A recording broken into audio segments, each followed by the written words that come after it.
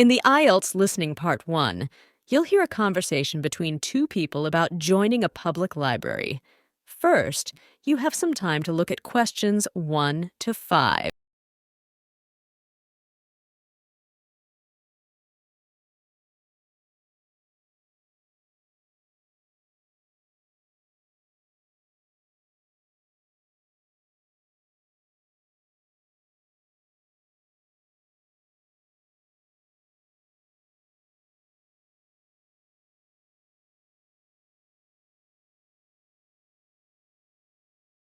Now we shall begin.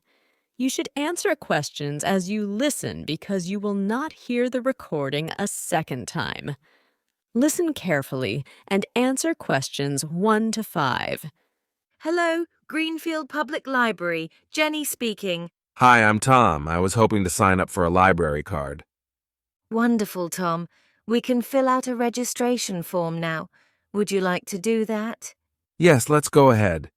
What's your last name? It's Thompson with a P as in Peter, so that's THOMPSON. Got it. And your email? It's tom.thompson@libraryfan.com. Thank you. Your address? I live on 24 Oak Lane in Greenfield, just a block from here. Perfect. Is Oak Lane OAK? That's correct. How did you find out about us? My coworker recommended your extensive history section. Great. What do you hope to gain from your membership? Access to historical archives and meeting other history enthusiasts. Before you hear the rest of the conversation, you will have some time to look at questions 6 to 10.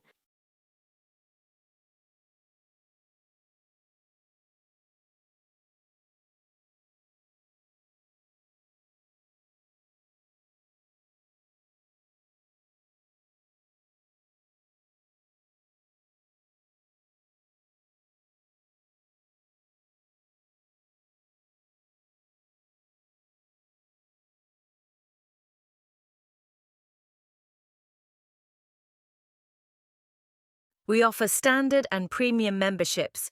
Which are you interested in? What's included in the premium? For £40 annually, you get access to special collections and events. I'll take the premium, please. That's a wise choice for your interests. Could I ask, have you attended historical talks before? Not yet, but I've been looking forward to starting. That is the end of Part 1. You now have half a minute to check your answers to Part 1.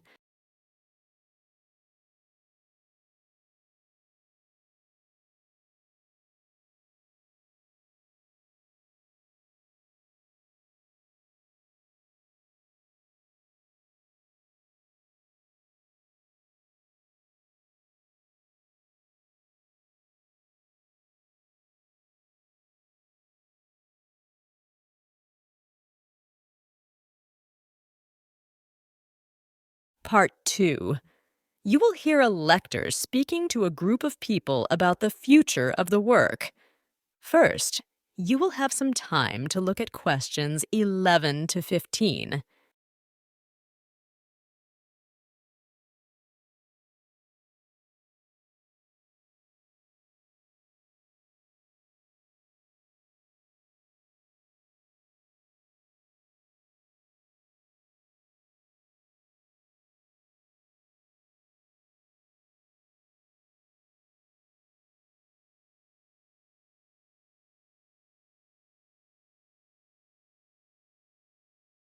Good morning, everyone. Today, I will be discussing the future of work, focusing on how technological advancements and changing social norms are shaping our work environments. As we navigate through these transformative times, it's crucial to understand the impacts and opportunities these changes present. Firstly, remote work has become increasingly prevalent. The advent of high-speed internet and collaborative tools has made working from home a viable option for many.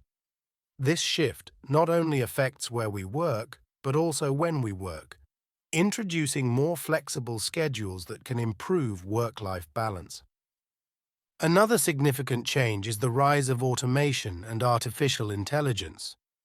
Many routine tasks are now automated, which can lead to job displacement, but also creates opportunities for new types of employment. These technologies require us to rethink job roles and the skills that future workers will need. Furthermore, the gig economy is expanding. Platforms like Uber and Freelancer.com have changed how people view employment, emphasizing freelance work over traditional full-time jobs. This model offers freedom and flexibility, but also poses challenges regarding job security and benefits. Education and continuous learning are becoming more crucial than ever. As the demand for new skills accelerates, lifelong learning must become a central part of our careers. Institutions and companies are increasingly investing in training programs to help employees adapt to new roles and technologies. Before you hear the rest of the conversation, you will have some time to look at questions 16 to 20.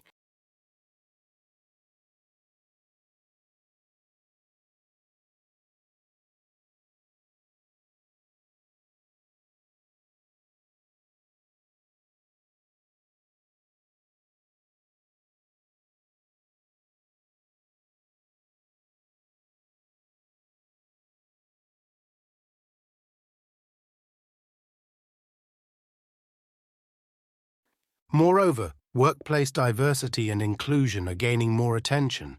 Companies are recognizing the value of a diverse workforce in driving innovation and reflecting their customer base more accurately. Efforts to create more inclusive workplaces are not just social imperatives, but also business strategies. In conclusion, the future of work is both exciting and challenging. It compels us to adapt to new ways of working, continuous learning, and to embrace technology while fostering an inclusive work culture. Let's prepare to navigate these changes effectively. That is the end of Part 2. You now have half a minute to check your answers to Part 2.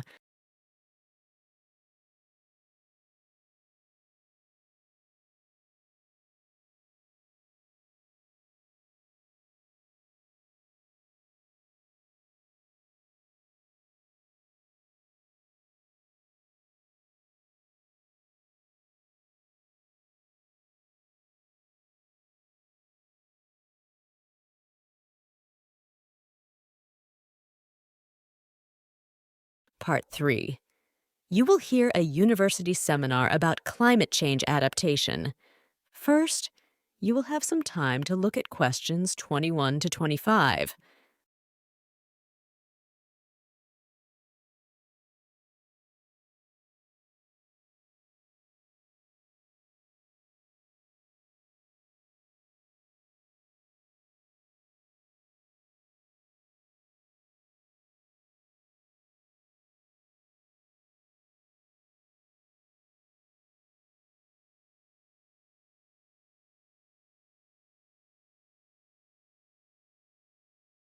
Good morning, everyone.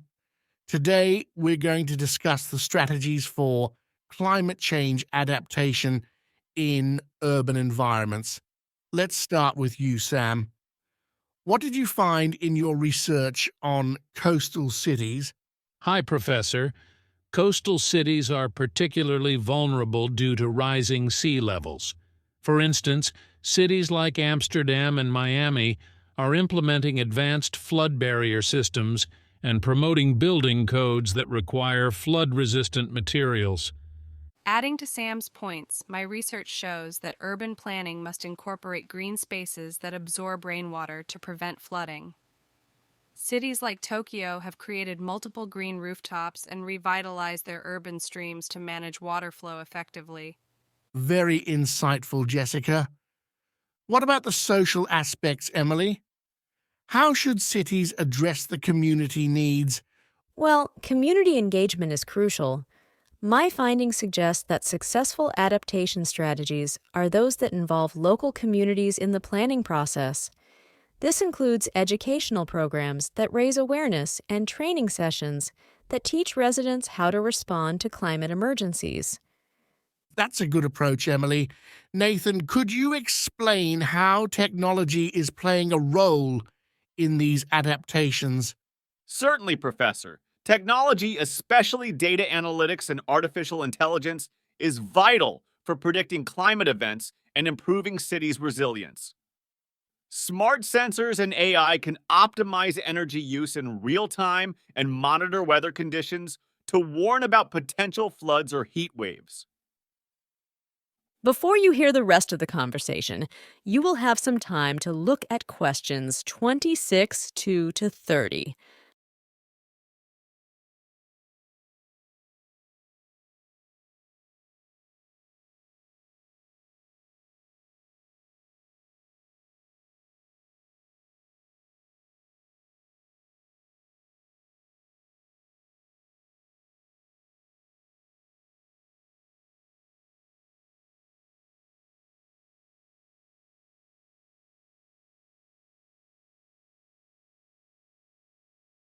I read about an initiative in Singapore where they use AI to regulate the flow of stormwater, reducing the impact of flash floods during heavy rains.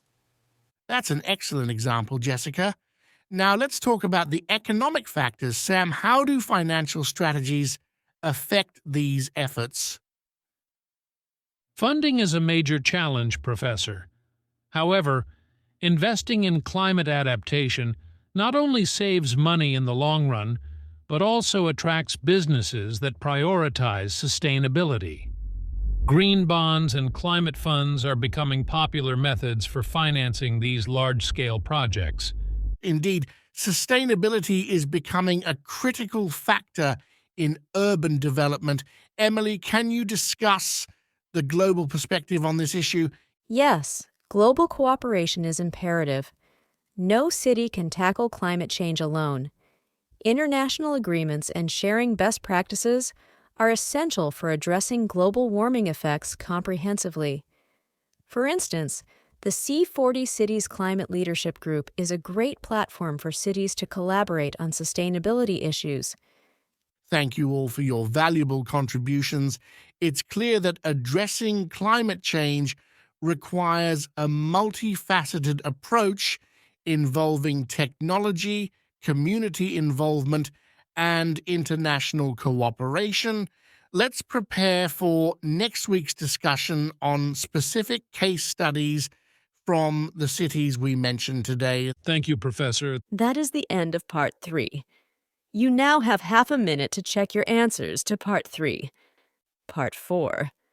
You will hear a lecture about the role of robotics in modern surgery. First, you will have some time to look at questions 31 to 35.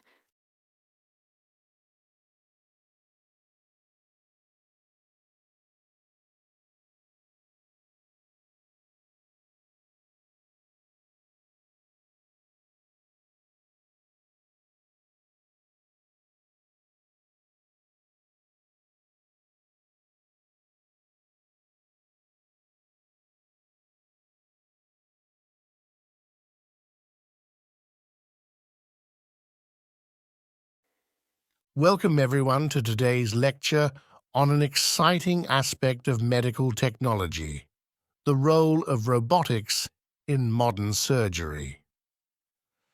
As we dive into this topic, we will explore how robotics is transforming surgical practices, enhancing precision, and improving patient outcomes. Robotic surgery, often associated with the Da Vinci surgical system, enables surgeons to perform delicate procedures with more accuracy than traditional techniques allow. This system uses robotic arms with surgical instruments attached, which are controlled by a surgeon from a console. The primary advantage of robotic surgery is its precision.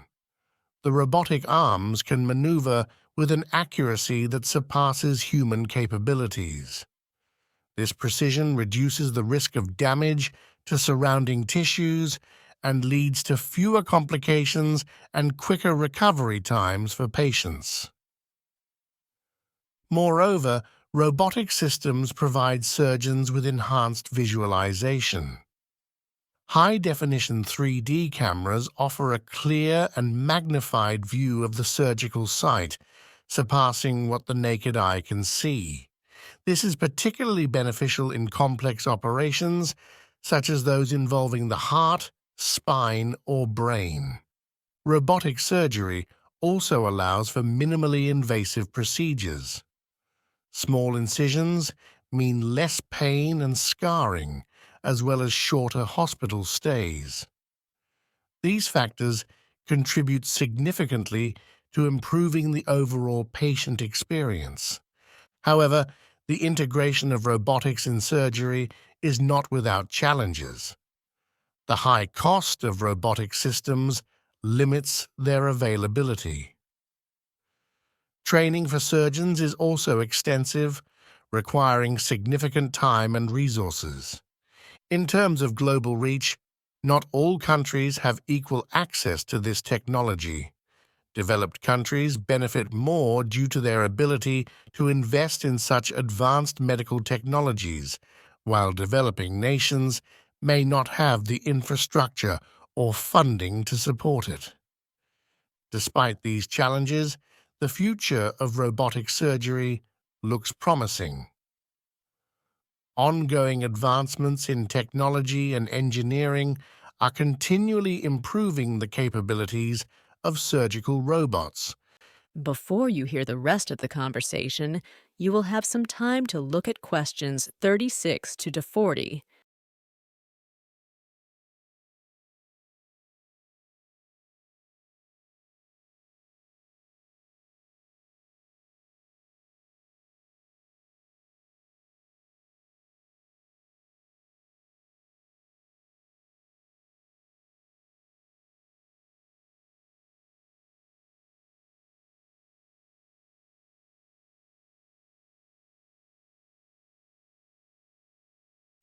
Moreover, as costs decrease and more professionals receive training, the adoption of robotic surgery is expected to rise, making it a standard practice in many hospitals around the world. In conclusion, the integration of robotics into surgery represents a significant advancement in medical technology. It promises not only to enhance surgical precision, but also to revolutionize the way surgeries are performed, making them safer and more effective. Thank you for your attention, and now let's move to some questions about the lecture. That is the end of Part 4. You now have half a minute to check your answers to Part 4.